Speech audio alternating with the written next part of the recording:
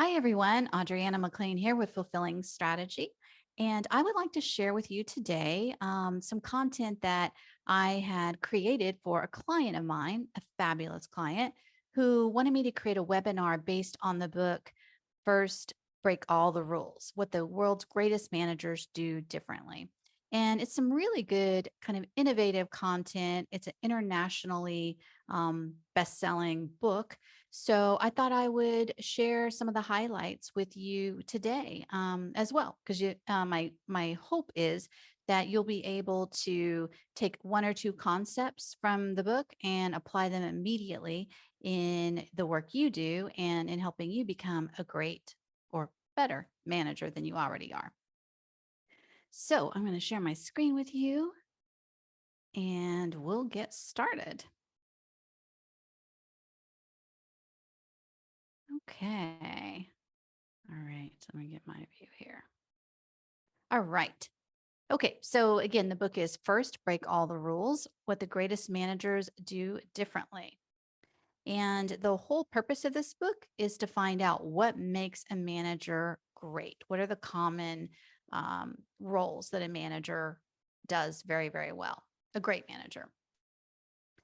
So if you've heard of Clifton Strength Finder from Gallup, then some of these concepts might be familiar to you.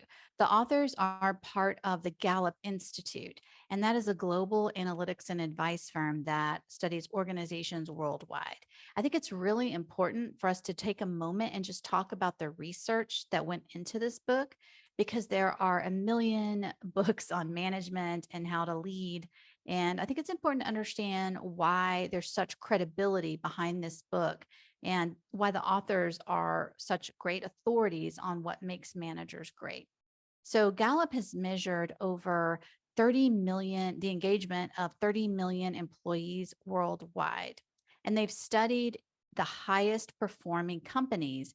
And within those high performing companies, they've interviewed over 1 million employees and over 80,000 managers to come up with this body of work. And that's why it's so valuable in understanding and helping us learn how to be great managers. All right. So if you don't remember anything else I cover today, I want you to be able to understand the following few pages because they're really everything. The entire body of research findings can be boiled down into the parable of the scorpion and the frog. Many of you probably know this, but if you don't, here's how it goes. Okay, so before we talk about that, first of all, I do realize that the perspective on this image is a little off. It's kind of a gigantic scorpion and a teeny tiny frog. So just kind of work with me here on this one. All right, so the parable goes, a scorpion wants to cross a river, but the scorpion can't swim.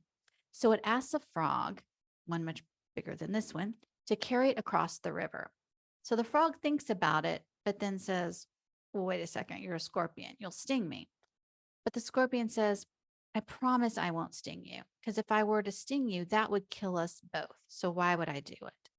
So the frog thinks about this argument and says, okay, that's sensible. So the frog carries the scorpion halfway across the river, at which point the scorpion stings the frog anyway, dooming them both.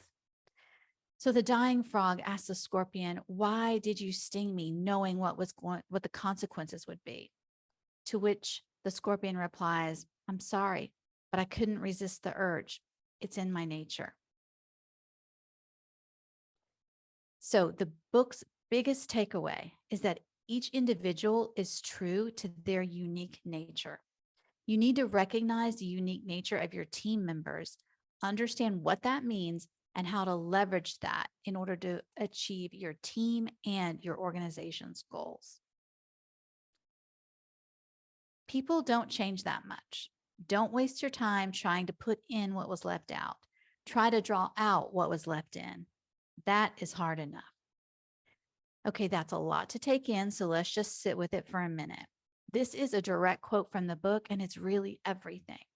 I'll admit, when I first read this, I was a little annoyed. Honestly, I really resisted the idea because I'm one of those people who believe that a person can be anything he sets out to be as long as he works super hard and has a little bit of luck. So I still do believe that. And if you're like me, Hang in there because we can simultaneously hold that idea and this idea true as well. So the authors are not saying that people can't change. They're not saying that people cannot evolve. They can, but if as a manager, you need someone to change their very nature to be successful, to change who they are, you're going to waste a lot of time and energy that could be better served elsewhere. So think about it. How many people do you manage? In addition to managing people, most of us are working managers who have other responsibilities. We can't be spending our precious time trying to train or coach a person, um, how to coach a scorpion on how not to sting, right? So great managers do not try to change people. Great managers help each person become more of who they truly are. They develop their team's strengths, not fixate on their weaknesses.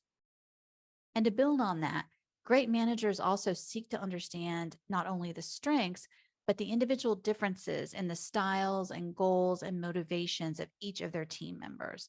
They recognize that every person is different and how they manage one team member may be different, and maybe should be very different than how they manage another team member. So these are the most important concepts in the book. As a manager, the most meaningful thing you can do is to spend time understanding the strengths of your team members and focusing on how to leverage those strengths and work to genuinely understand each person's different styles, goals, needs, and motivations. So, according to Gallup, there are 4 roles to being a great manager. And with each role, they defy convention because conventional wisdom says when you hire someone, you select for experience, intelligence, and determination, right? But we've all been conditioned to prioritize experience, how smart someone is, and how determined. We're taught to set expectations by defining the right steps someone should take in a role.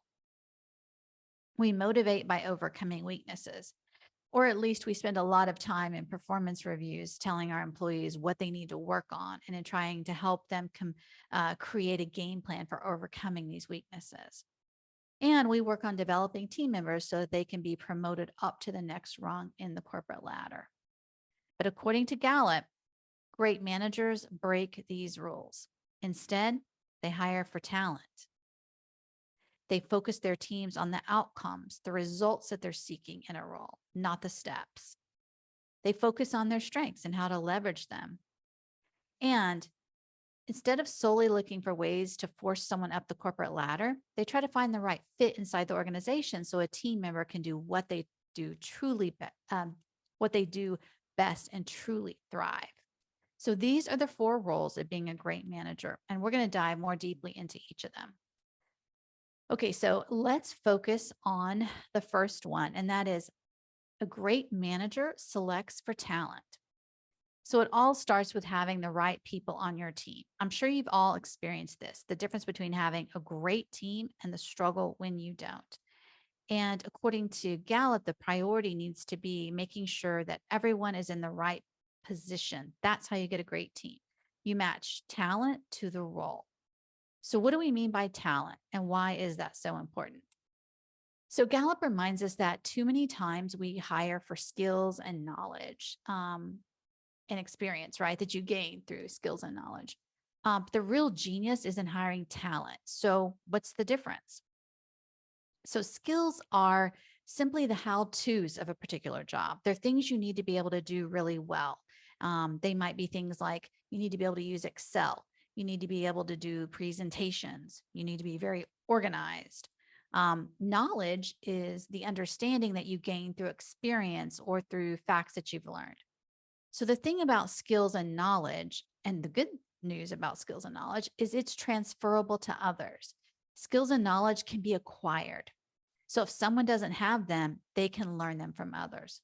Now, talent, on the other hand, talent runs much deeper. Talent is really like the neural pathways that have been carved into our minds for years and years. These are recurring patterns of thought, feelings, and behavior that guide how we work, what we want to do, and what we're really good at. And the difference between skill and knowledge is that, or skills, knowledge, and talent is that skills and knowledge can be taught. Okay. Talent cannot. You can't transfer it from one employee to another. It must be hired in. And that's why hiring in talent is so vital to an organization's success. So Gallup has categorized talent strengths into 4 buckets that you'll recognize in others and in yourself. And there's a lot of different kind of attributes with inside these different groups of talents. So the first one is executing talents. You see they got like achiever, focus, discipline, responsible. So these are people who really know how to make things happen. So when you need someone to get something done, this is who you go to. They work hard, they're organized, they're determined, they're deliberate and focused. They really focus on productivity, and they love figuring out what's wrong and how to resolve it. The next group are the influencers. Now, these are people who help make their team reach a broader audience. They want to take charge, make decisions, and they want to make sure everyone in the group is heard. They can make things happen by turning thoughts into actions. They're good at presenting. They're good conversationalists. They're confident. They want to be important in others' eyes, and they love the challenge of meeting new people and really winning them over. A lot of times, salespeople will be strong in influencing attributes. The third bucket is relationship building.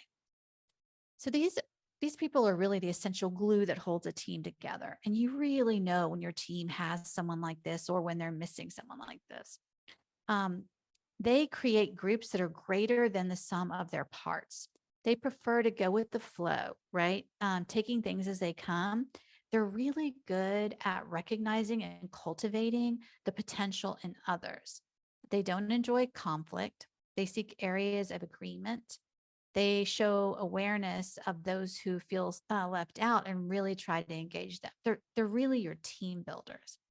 They enjoy close relationships with others and find deep satisfaction in working with others that they really enjoy working with. And lastly, and my personal favorite, the strategic thinking talents. Now, these people keep everyone focused on what could be. They constantly absorb and analyze data. They get inspired by what the future could be, and they try to energize others around the vision of the future. They're fascinated by ideas, and they find connections between things that otherwise seem very, very separate and unrelated. They have a great desire to learn and want to improve continuously. And the process of learning rather than the outcomes pretty much excites them more. So the key is inside an organization, you're going to want to have a mix of these. And it's really essential to mix the right talent to the order of the job that you're looking for on your team. So let's take the example of a nurse. So, what do you think would make a great nurse? So, Gallup does a ton of research around roles and the best fit for a role. And the healthcare industry is one industry that they do a lot of research in. So, they have a lot of data around nurses. So, what do you think would make a great nurse? An achiever, someone who's strong in empathy, strong in discipline, or strong in strategic thinking? So, according to their research, people who are strongest in empathy make the greatest nurses. So, that doesn't mean that a great nurse isn't an achiever or isn't disciplined or a strategic thinker, but they really need to be strong in empathy to be a great nurse. So, what characteristics would be ideal for the role that you have? Um, the first thing that the book suggests you do is you talk to your best existing employees in that role, right? Who is an example for that role? Interview them and see how they answer certain questions so you know what to look for when you're interviewing candidates. When you're looking for a position, be sure that your job description is updated and accurately reflects what you're looking for. And then pick a few of the talents that you think are best suited for that job description. And then come up with the questions that are going to unearth how well, whether or not that is a talent that the candidate you're interviewing has. So in the book, they have a lot of really good questions you can ask when you're trying to interview someone. But I just want to give you a few examples of questions they asked to give you a sense of the feel for the types of questions. So, one question is, what kind of roles have you held that you've been able to learn quickly? What activities come easy to you now? So, these are questions looking for those natural talents and strengths. What's your greatest source of satisfaction? How do you describe success? These are looking for the individual sources of motivation. How closely do you think people should be supervised? Again, kind of indicating how someone wants to be managed. So the critical point here is, again, there's tons of really good questions in the book, but the main takeaway is based on the job descriptions and the outcomes that you're searching for, what are those characteristics and talents that you want? And then what are the questions you want to use to try to help you find those talents in the candidates that you interview? So remember, you can't teach or transfer talent. You've really got to be intentional about bringing the right talent for the job into your organization. All right. So the second key role of a great manager is to focus on the outcomes of a job. So you've really got to be able to set accurate performance expectations. What are the results that you want your employees to deliver? That should be the focus. You've got to know what parts of the job need to be standardized and which can be flexible for personal originality. If you don't know how to set these kinds of performance expectations, you're always going to be struggling somewhere between enforcing too many rules and being a micromanager and living too much in chaos with a complete hands off approach.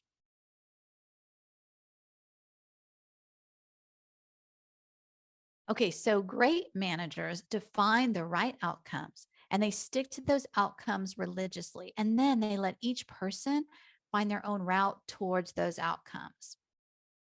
So the most efficient route from point A to point B is rarely a straight line, right? There's multiple ways to do it. And the best way is usually the path of least resistance. So the most efficient way to turn someone's talent into performance is to help them find their own path of least resistance, right? The easiest way for them to deliver on the outcomes and results that you're after. So, one example of this is a sales manager. So, think of a sales manager who manages his team by going with each person's flow. One salesperson closes sales through relationship building. One does it through technical competence and being very detail oriented. And another salesperson does it through sheer persuasiveness. The great sales manager doesn't have to interfere as long as each of these salespeople are delivering in delivering the outcomes and doing it with integrity and making quality sales. So defining the right outcome more often than not, measuring the right outcome.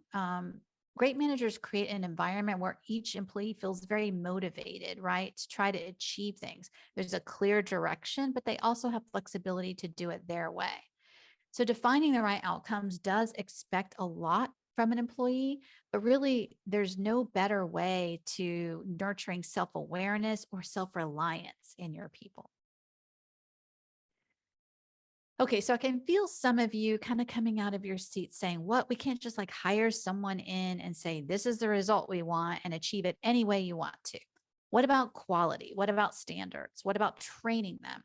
So, of course, it's appropriate, in addition to outcomes, to lay down some ground rules about steps that are required.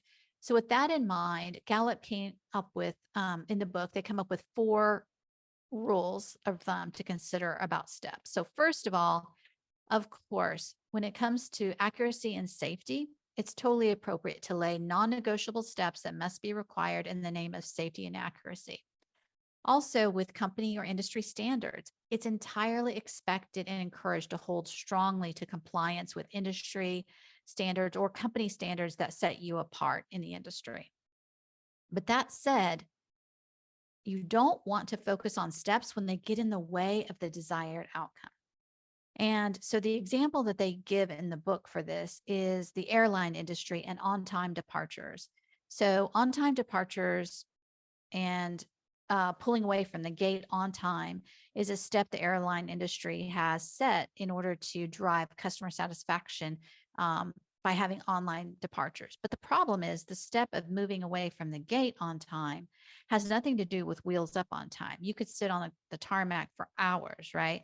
So the step of focusing on pulling away from the gate for an on time departure really is is at odds with the customer satisfaction goal of on-time departures, right? Because customer satisfaction would probably be more easily achieved if you pulled back into the gate to let them deplane and stay inside the airport versus sitting on the tarmac if there's going to be a several hour delay. So that's just an example of trying to make sure that, you're not creating a step that isn't meeting the desired outcome. And then the last point is there aren't steps that lead to customer satisfaction. They only prevent dissatisfaction. So steps only really manage downside risk. So in other words, the way to think about this is in order to achieve the highest level of customer satisfaction, you've got to have flexibility, right?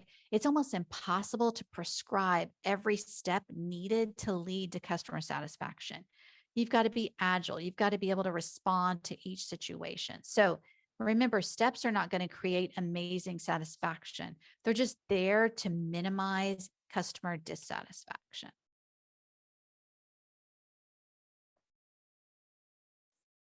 All right. So the third basic rule of being a great manager is focus on people's strengths. So remember, we said that great managers help people become more of who they already are. They focus on what makes each person unique and really try to optimize that. So each employee has a unique set of talents and you can unleash and leverage these, but you've got to take time to understand them. And some managers will say, well, how can I possibly keep track of each employee's strengths and needs? And who can blame them? It's really hard to treat each employee differently, notably since a lot of employees won't tell you, right? So you've really got to ask. That's a key point. You have to have that conversation and ask your employee about her goals. What is she shooting for in her current role? Where does she see herself heading? What personal goals does she want to set? How does she want to be managed, right? How does she want to receive feedback? You've got to ask. In the book, they talk about the golden rule, right? Do unto others as you'd have done unto you. Treat other people the way you want to be treated. Well, great managers break that rule. They use what is called the platinum rule, and that is treat people the way they want to be treated. If I use the golden rule, I would praise my team members in front of everyone because, I love that, right? But my team member may prefer that I do that one-on-one. They might prefer more private recognition, right? Versus doing it publicly. So the point is you've really got to know about what your team member wants and try to respect them as individuals and how they want to be treated. So being a great manager then, as we've discussed, takes a lot of time and effort and energy. So with that said, should you spend more time with your best people or your strugglers? And if most of you answer that question with the answer being strugglers, you're not alone. That's really how we're conditioned, is to focus on, let the people who are doing a great job do what they do, and then just really put your time and energy into the strugglers. But according to Gallup, that would be a mistake. According to Gallup, you must focus on your best. Great managers are catalysts responsible for turning talent into performance. And so you've got to focus on your best performers. With all the effort that is required to be a great manager, you've got to focus on what's going to deliver the biggest gains versus what's going to minimize losses. And that's why you have to focus on your best. So there are 3 reasons to focus on your best. The first is it's the fair thing to do. If you spend your time with your worst performers, then the message you're sending is if you're a great performer, you're not going to get time, attention, and recognition, right? I'm going to be focused over here as your manager on the strugglers. The second reason is it's the best way to learn. And I thought this was a really, really good insight. If you focus your manager time on your underperformers, over time, what you're going to get really good at is learning what failure looks like and how to cure or minimize that, right? But if you spend time with your best, you're going to become highly versed in what excellence looks like. And that you can teach to the rest of your team. Lastly, the only way to it's focusing on your best is the only way to reach excellence because you're going to drastically underestimate what's possible if you just focus on underperformers. If you focused on your best performers and keep pushing them towards the right end of the bell curve, that's how you're going to learn what is possible. And you're going to move the whole entire team's performance, the average performance to the right. So that's how you're going, focusing on your best is going to deliver the best results for your entire team. So even with your top performers, what should be your focus? Their strengths or their weaknesses? Well, the theme here, as you would imagine, is focus on their strengths. Help them become more of who they really are, right? That's how you're getting the most from them. And honestly, no one is energized by working on their weaknesses. And there's no guarantee that working on weaknesses is even going to have a payoff. I personally speak from experience when I can say that I've spent so much time and energy on certain weaknesses that I'm at this point convinced are really never going to go anywhere versus taking that same time and energy and leveraging strengths, right? That's how you get the bigger payoff. Leveraging someone's strengths really plays into their zone of genius. They're doing what they do best, right? Which drives the biggest results inside the organization for the for your team and the organization and them.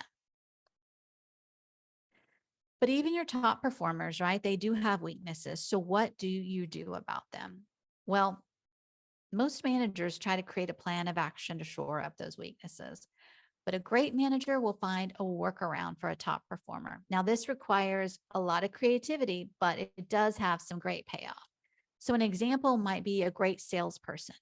Maybe you have a salesperson who is a terrific salesperson. She creates meaningful relationships. She always delivers her numbers with integrity, but she's terrible with paperwork.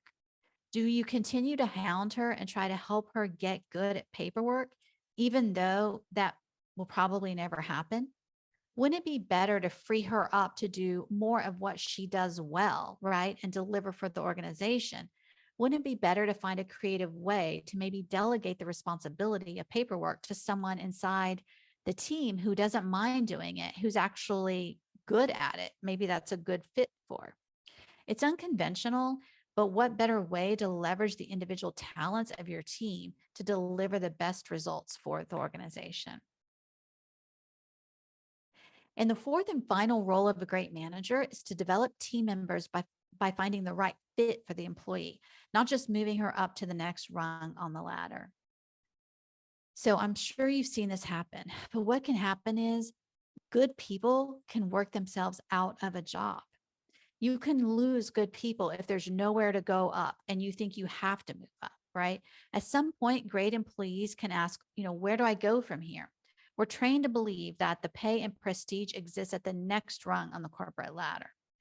Limiting prestige to those few rungs high up on the ladder really tempts every employee, no matter how self-aware they are, to try to clamor up to that next rung, right? And each rung is a competition, and there are fewer and fewer rungs available. So what it does is it results in, more losers than winners. So great managers have a better idea. Why not resolve the conflict by making prestige more available? Why not carve out alternative career paths by conveying meaningful prestige on every role performed at excellence? Why not create heroes in every job? What if you were to make every role performed at excellence a respected profession? Many employees will still choose to climb the conventional ladder. And for those with the talent to manage others or to lead, that's going to be the right choice. However, guided by the right incentives, many other employees might decide to redirect their energies toward growth in their current role. Great managers envision a company where there are multiple routes towards respect and prestige. The key is to finding ways to create different levels of achievement within a role. For those who are great employees but don't necessarily want to move up, an organization should provide ways to aspire to higher levels of achievement within the same role that garner the same level of respect and pay as moving up a level in the organization would. I mean, that is such an innovative and creative idea, right? If you can find a way to do that. So that's really the summary inside the book. So we'll do a quick recap. The overarching theme is that people do not change their nature. People don't change that much. Don't waste time trying to put in what was left out. In other words, don't focus on weaknesses. Instead, try to draw out what was left in. Try to leverage strengths and help people become more of who they are. And you do that through 4 key roles. The first being hire for talent, not skill or knowledge, because that can be taught. Focus on the outcomes, the results you're looking for in a role, and allow people to find their way towards those results, to leverage their natural talent to make it easy. Focus on your team's strengths, right? Really try to leverage those. And lastly, develop your team by focusing on fit. Don't think about promoting someone up to the next rung on the ladder necessarily. Find the best fit inside the organization for them and create prestige levels within each role so they can be performing at their highest. So, the key takeaway too for me is really a manager's role is tough, no doubt. The most important thing to remember is that your role as a manager is so essential to the success of an organization because at the end of the day, people leave managers, not companies. So that's the summary basically. So I hope that there was some bit of information in here that you heard that inspired you that you can take back and use immediately in your role as a manager. So until we meet next time in the next video, work well.